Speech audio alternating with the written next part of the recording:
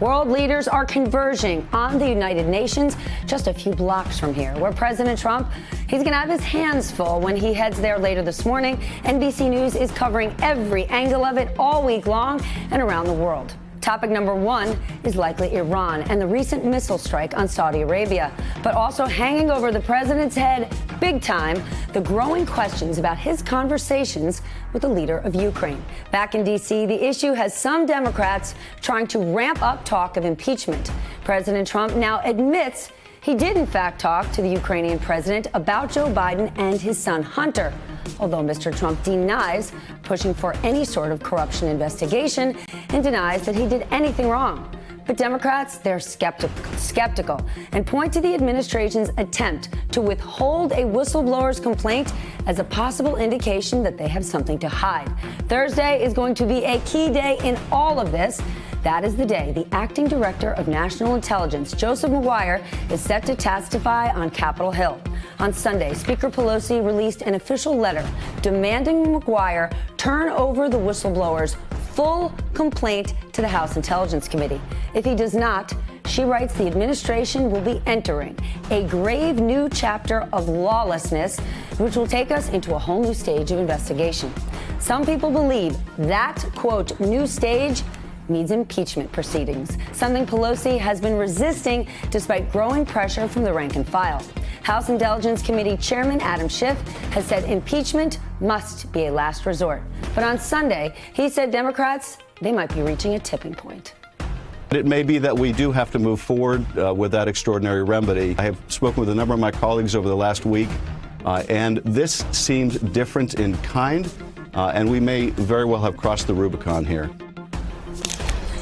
Let's dig deeper into this. Hans Nichols covering the president from the United Nations. Anna Palmer, senior Washington correspondent from Politico, the driving force behind their playbook. Anna, you wrote in Playbook that the president poured rocket fuel on the impeachment fire and that impeachment is coming more and more likely. What specific evidence do you have beyond rhetoric and fury that Democrats are getting closer?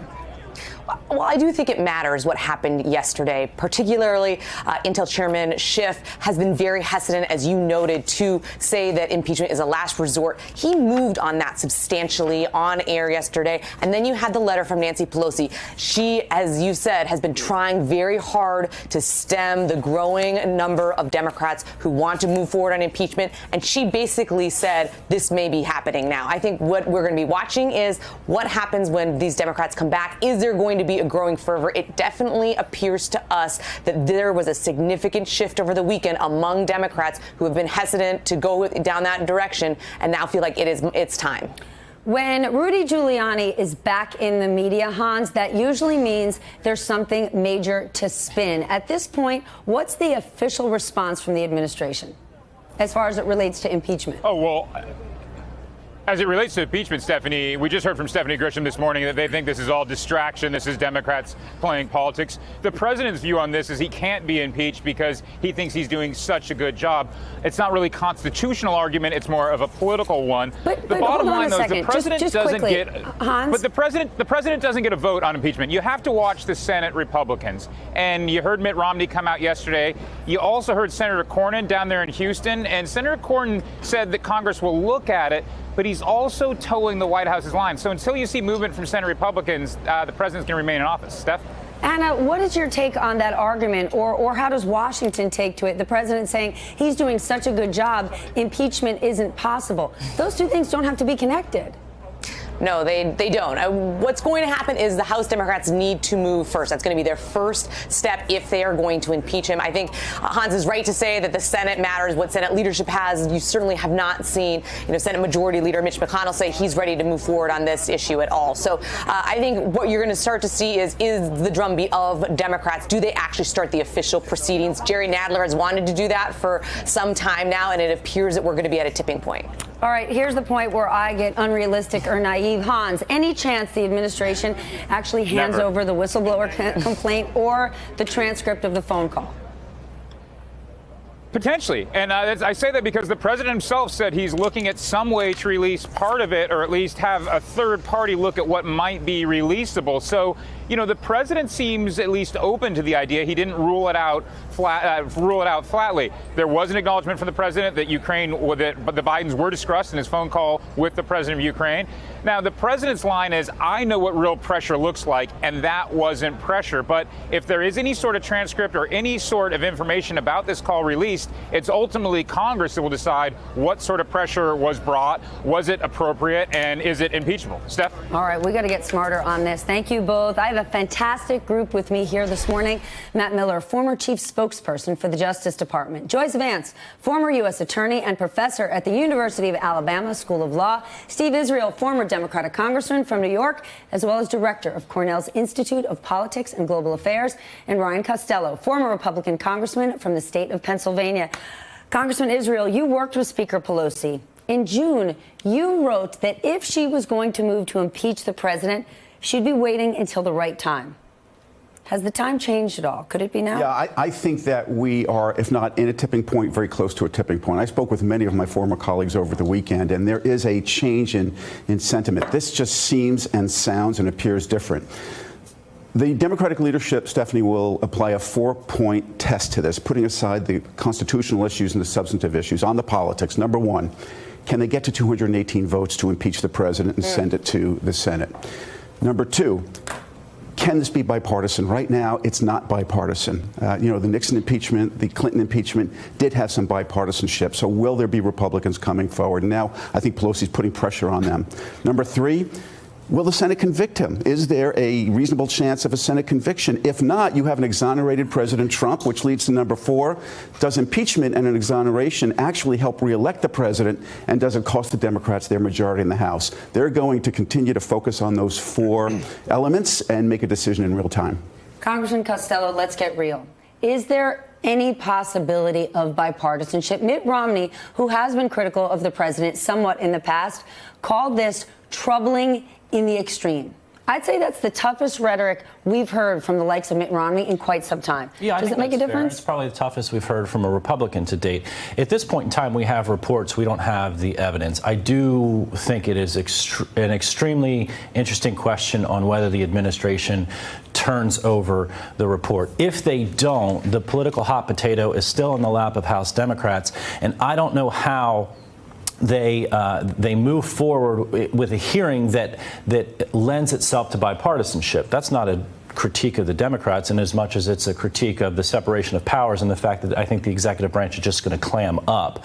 To Steve's point about question number four, which is the politics of this, and I just think if you're Democrats right now, this is not something, frankly, Democrats want to have to deal with, because it puts those 20 or 30 Democrats that do not want to vote for impeachment. They want this to go away. They know their Democratic voters don't like Trump. They know they wish Trump disappeared yesterday, but they're going to be forced to deal with something that they don't want to have to deal with. And as this unwinds, if it is as damning as some have reported, then it becomes really difficult for Democrats to ignore it. At that point in time, depending upon what is or isn't in there, then you may see Republicans say, you know, I might support the president 9 times out of 10, but you cannot ask a foreign leader to do your political opposition research for you. 30, let me just say, 30 Democrats in districts that Donald Trump won, where he's still popular, about 40 Democrats flip Republican seats. So the pressure, to Ryan's point, is really on them.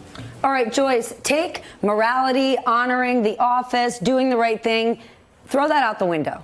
If we believe all the reporting that the president did, in fact, pressure the leader of the Ukraine and may have held military over his head, if he did that, would that be breaking the law?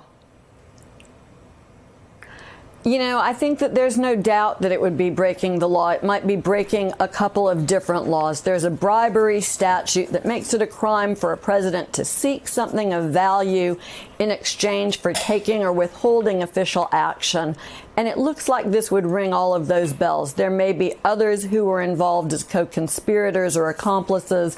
It's really, I think, the most clear-cut situation, and maybe for the public, the most easy to understand situation involving this president's misconduct. Matt, I want to share what the Wall Street Journal, owned by Rupert Murdoch, wrote in an editorial. There is a failure of Mr. Trump's critics to appreciate that to millions of Americans, this all looks like a Russian redux. That melodrama started with intelligence accusations and dubious unmasking of Americans that we later learned came from the Obama administration officials. That doesn't justify Mr. Trump's request, but it does explain why Republicans aren't joining the rush to judgment. What do you make of that argument? Look, there are always people on the right who are going to make excuses for the president no matter what he does. Remember his famous claim that he could shoot someone on Fifth Avenue and his supporters would let him get away with it? I think the Wall Street Journal editorial page would be right there justifying it if he did. I think, but the reality of the situation is this looks so much. I think this actually looks different from the Russia investigation in a couple of ways, not just substantively, but also politically. I think when the Mueller report was finally produced in the spring of this year, to a lot of Americans, this was stuff that they had already become familiar with after years of reporting. It were events that largely occurred in 2017. They weren't happening in real time anymore, and they had been reported. And people had kind of socialized it in their brains, and some people had even made peace with it. As hard as that is to believe, this is different. This is the president trying to act now to interfere in the upcoming election, to use the full authority of the United States government to benefit his reelection campaign. And I think for Democrats in Congress to sit aside, to stand aside and let him do that would not just open the door for him to abuse his authority in other ways, but sends a bad signal to other potential whistleblowers in the government, and sends a signal to voters that what the president is doing is okay. And I think not just would that be kind of a dereliction of their constitutional obligation, but I think it'd be political malpractice as well. Congressman Costello, the New York Times says that there's an increasing number of Democrats who believe Republicans could pay a political price if, in fact, there is a vote on impeachment and those Republicans stand in line and protect the president. So I don't agree with that, because at this point in time, to the Wall Street Journal editorial, it's not been presented verifiable that he's gone overboard here. And so there is an instantaneous belief that let's just let this play out amongst Republicans. I still think the political vulnerabilities here are on the Democratic side of the aisle with those 30. But things can change. I mean, depending upon what facts come out, depending upon what this looks like in a week or two. If you really wanted to talk about the political vulnerabilities here, it would be in the Senate, with 2 to 5 Republican senators who are in non-Trump states, or states that Trump is not likely to win in 2020. But I don't see it in the House, not right now. Congressman Israel, to that very point, are Democrats getting ahead of themselves, going so far on the impeachment? We don't actually know, beyond stories that have been reported in the news, what happened. And many Americans think that Democrats or news organizations got ahead of themselves in the conclusions they thought the Mueller report would give us. We don't actually know what the whistleblowers report or complaint is. Well, that's exactly right. And that helps explain Nancy Pelosi's letter to all of her colleagues over the weekend saying we need that whistleblower report in order to make a judgment. Democratic caucus right now is of two minds. If you are representing a very progressive district, you go home and your base keeps telling you impeach, impeach, impeach. You want to impeach. But if you're one of those 30 or so Democrats in a district where when you go home, people are saying don't impeach, work on Medicare and work on crop issues and work on my economy, then you're not so willing to impeach. This is why the process that Speaker Pelosi has designed actually works. They're doing an impeachment inquiry. You know, you can make fun of what it sounds like, but it is an impeachment inquiry. They continue to pull at the threads, draw out facts, and then when the facts present themselves, meriting an impeachment. Are they drawing out facts? Oh, absolutely, yes. So you've got Jerry Nadler in the Judiciary Committee. You've got research being done. The problem is, as Adam Schiff said over the weekend, the administration is not respecting the constitutional oversight responsibility of the House and providing documents to this inquiry. Totally, and the administration knows that. But they're not paying any price for it. So why should they change their behavior? The price is this, as Chairman Schiff said over the weekend. The courts are going to be slow and cumbersome, and if the Trump administration are going to use the courts to stop Congress's constitutional oversight responsibility, we may be looking more at an impeachment where you have to produce the evidence if you're in the administration. Matt, I want to play a bit more of what the president said on Sunday. Listen to this.